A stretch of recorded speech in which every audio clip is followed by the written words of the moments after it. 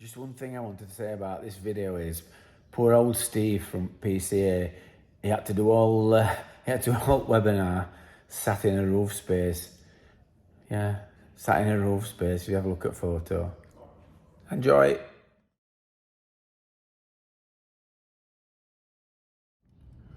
Good morning, everybody. I've just been watching a webinar, online webinar by the PCA, and it's on understanding sprayed foam installation in domestic roofs. Person that did the webinar, that did the talk, is Steve Hodgson, who's the head of the PCA, Property Care Association. He's the chairperson, the top honcho, top man. And he's been going through the findings of the white paper that the PCA helped to produce to provide guidance for us surveyors in the damp industry and surveyors full stop, RICS surveyors, residential surveyors, everybody in the full industry. The paper I spoke about before, and the paper is had help from the manufacturers who provide the spray foam materials, the big companies. So I'm going to try and sort of explain what conclusions Steve came to while presenting his webinar. And the first section, he wanted to explain that the companies that are making this spray foam, they're not making it in a bucket in their back gardens with a posher and a few chemicals. These are big companies, they're massive companies, multi-million-pound companies. And they have put together systems for installing these products. And what Steve says is, if these systems and this spray foam, different types, so you've got it's a PU foam. If it's installed correctly, there shouldn't be any issues with it if it's installed correctly. But what he did say as well is some manufacturers seem to think that it's acceptable for this foam to be sprayed onto the back of tiles. And I think that's where there's a bit of argument, because common sense dictates, as a surveyor, as a remedial surveyor, that there's going to be issues with that. And then Steve went on to explain the issues that he thinks will come from spraying either a closed cell PU foam or an open cell PU foam onto the inside of the joists, not joists, inside the tiles. Right. So what types of spray foam is there? So there's two types. You've got an open cell spray foam, which kind of does what it says on the tin. It's open celled, so it allows water vapor to pass through it. Then you've got a closed cell. Cells are closed, so water vapor won't pass through it. It's kind of waterproof. So the issues you've got, if you spray the open cell foam straight onto back of roof tiles, or an impermeable roof membrane, so now you've got permeable membranes which allow water vapor through, A few years ago, the mineral types were waterproof. So you had mineral and bitumen. They were waterproof felt, so that didn't allow any moisture through. So if you've got a roof with that makeup, with that material on, you need roof vents, air vents put in. So if your roof is well ventilated, then there shouldn't be any problems. These companies have got a system in place where if they're going to install this system, they go out and they have to do like a thermal, I think it's a thermal survey, some kind of thermal survey and testing of the inside of the roof space to see whether there's going to be any issues with these foams. Now, in his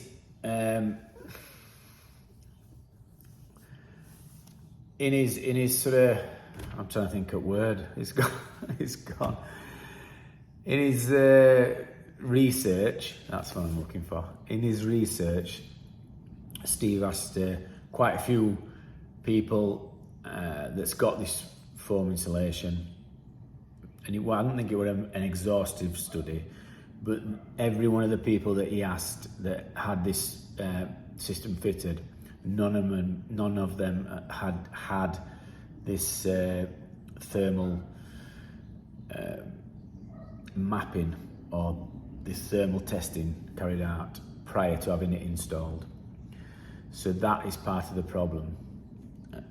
People who are installing these systems, like when the Green Deal were about sort of 5 or 6 years ago, when they were fitting cavity wall insulation, proper surveys weren't carried out to see the property's suitability. They just sent somebody out to say, oh, he's got a wall, and then booked him in for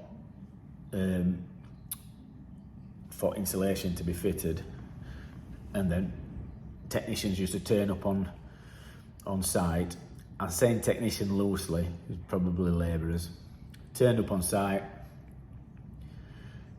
and then they look at wall and go, they sent us to put insulation into a solid wall. What shall we do? Well, we're on bonus. Let's just drill some holes in it, point them up, and then say we've done it. And I've been to quite a few surveys where I've got to house and there's been holes in solid wall, and I'm like, what they're doing here? You know, it's a solid wall. It's got, as if it's got cavity wall insulation in. So that was part of the issue, that they're not sending people out to look at it first. They're sending out salesmen to sell that product probably on a commission. And don't quote me on that, but that's what tends to happen. You get salesmen selling these products on commission, and they want to get as many through books as they can. Are the people that's installing this system, are they qualified technicians? Have they been on all courses? Or is there just one that's been on course that's telling them what to do, and all others are just labourers? And that can tell, and that can have a telltale effect on whether it gets installed correctly. What other thing? So when they spray open cell or closed cell insulation onto a slate, what tends to happen is it provides a vapor barrier. So you've got say that my screwed fist is insulation, and then my flat my flat hand is tiles. That bit in between there, if it's open cell insulation, then water vapor is going to go through there, and it's going to trickle up here, and then when it hits tiles are going to be cold, so that creates a cold spot, a dew point, a vapor barrier. So condensation then forms in between here, and in between there, and that water can spread out. And then you've got your joists. That's a joist. So you've got your joist and you've got your tiles, and then I'm saying joist, it's a spar, roof spar, and then that becomes wet. And what tends to happen is with a wet timbers, you get wood boring insects, so they'll land on damp timbers, and then they lay their eggs, and then the insects will start boring in, and then the life cycle starts. It starts munching away, and larva gets in and then turns into a beetle, and then starts munching away and munches its out. And fly toll, it flies out, it flies around, mates, lays its eggs on spars again. So that's life cycle, and then you've got a timber there that's going to just start getting eaten away. And because you've got tiles on top, and because you've got spray foam insulation underneath, nobody knows what's going off. So that can be left for years and years and years as it's decaying, the cycle continues, and nobody knows that this is happening. So when a surveyor goes to look at it, when you're selling your property, go into roof space, just hold his hands up like that, because they can't see what's happening. What does the surveyor say then? Does the surveyor say more investigation is needed, so we've got to cut a piece out, take tiles off, and then have a look inside? And there lies another issue, because your material is stuck to your tiles and it's welded like glue. It takes some rate gain off. So when you strip it, it's going to pull all roof felt off, it's going to pull all insulation off, it's going to break tiles. So that's part of the issue as well. So they've recommended that historic buildings or tiles that's part of an historic that's old. So it's not historic, so it's old. So older tiles, which is your Welsh slate and your grey Yorkshire tiles, stone tiles, they need to be saved. And if you've got this insulation on, when you try and strip your roof, it's just going to break your tiles. So if that weren't in place, when you changed your roof, they could be salvaged and took to a reclamation yard, and they can be used on other buildings, other listed buildings. But as it is, the more properties that get this spray foaming, the less chance you're going to be able to save these tiles. So that's one of the recommendations, and I think Historic England and SPAB and all them others, they're going to look at this and they'll probably make some kind of ruling. They said that there's around about 250,000 houses in England that's got this spray foam insulation. So, and obviously there's 25 million properties. I think it might be 26 now, 26,500 and odd properties in England. So it's only a small percentage, but there's a large percentage still to be done.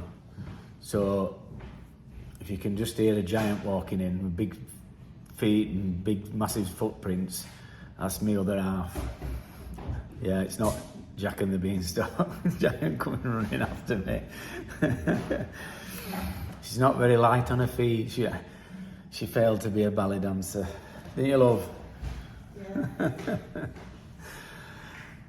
So we've got 250,000 houses that's got these this spray foam insulation in, and I've seen two, and I've fitted PIV units in two of them, and the first one were at Penistone, and what they'd done is they'd ventilated. There were a chimney stack on each side, and when the company that fitted it installed it, because this was before the guy that had would put PIV unit in. This was before he bought the property. They knocked two great big holes in chimney breasts that weren't being used. So one on one side, one on the other, and both chimneys were capped off. So you had some airflow that went in and out. So that was quite acceptable. And then the other one, ironically, I went to the other day, so I got a phone call from PCA off Steve saying that he was doing this thing, and we'd got a video on online fitting a PIV unit, and there was some foam insulation on inside. And the same, just before that, the guy who owned the house phoned me up because we fitted a pump and a sump, and he phoned me up for a service, and we went on Friday. I'll put your photo on, you'll see it. You might have seen it at the beginning if I've put it on at the beginning. But because it was a bungalow, I can remember I'm thinking, well, I'm sure soffits were vented.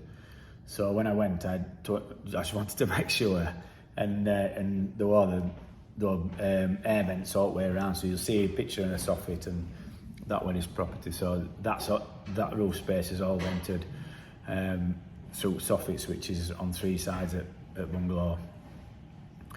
And then I was talking to a guy, and he said it was done before he moved in.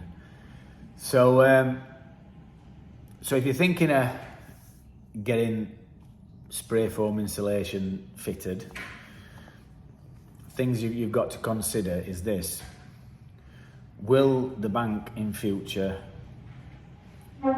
allow a mortgage to go on that property with this fitted? Because there's rumblings that some are not gonna.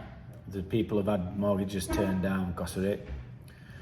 The other thing is if you buy a house and it's got it fitted, if you had to have any repairs done on the roof, if you have to get some tiles replaced, will it rip all your underfelt? Will it cause more problems? Once you take it off, if there's any decay to your rafters, you're going to be paying a bit of money on it. So that's another thing to think about. The other thing is, what type of foam is it? Is it closed cell or open cell? If it's a closed cell and there's no ventilation in your roof space, that's going to turn into a greenhouse. There's going to be moisture all dripping off of it.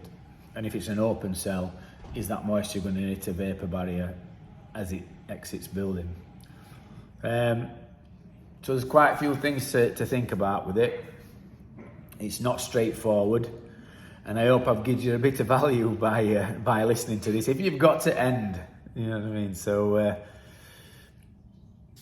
if you've got any questions about it, stick it in question thing, comments, and when I get a chance, I'll have a look at them. So that's Damp Sam giving you a bit of knowledge on a Saturday. And football's on in a minute, so I'm going to watch football. So I hope you've enjoyed it, and I hope you've got some value from it.